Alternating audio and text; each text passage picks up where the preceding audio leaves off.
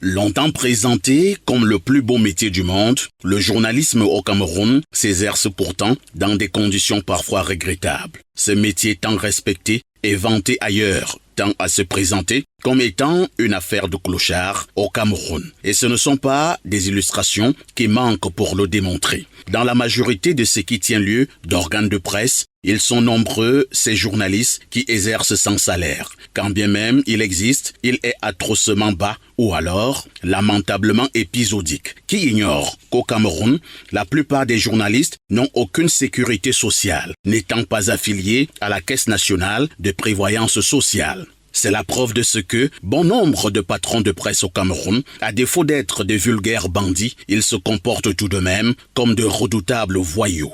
Comment comprendre que 60 ans après les indépendances, l'accès aux sources d'information soit resté aussi énigmatique?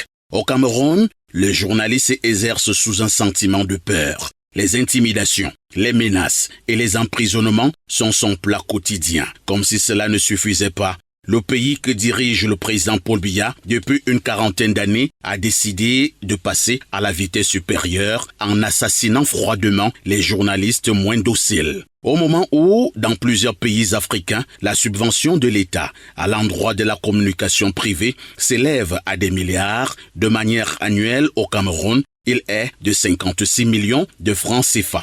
Et c'est en ce moment que n'importe quel être humain légèrement lucide se posera la question, oui, la lancinante question de savoir ce que fait l'ordre gouvernant.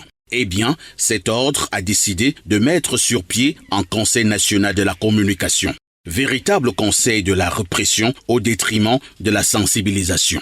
Toujours dans le même ordre d'idées, l'on a décidé de la signature de la convention collective des journalistes avec zéro application sur le terrain. Et comment ne pas évoquer la fameuse carte de presse, censée pourtant offrir un certain nombre de facilités, mais qui au finish n'est pas loin d'être un machin. Qu'on se comprenne bien. Au moment où l'on célèbre la journée mondiale de la presse, les professionnels de l'information au Cameroun tirent le diable par la queue. Normal. Normal donc que le Cameroun soit parmi les derniers pays en matière de respect de la liberté de la presse au monde. Face à cette litanie d'embûches, l'on est en droit de penser qu'il y a un véritable complot contre la presse au Cameroun.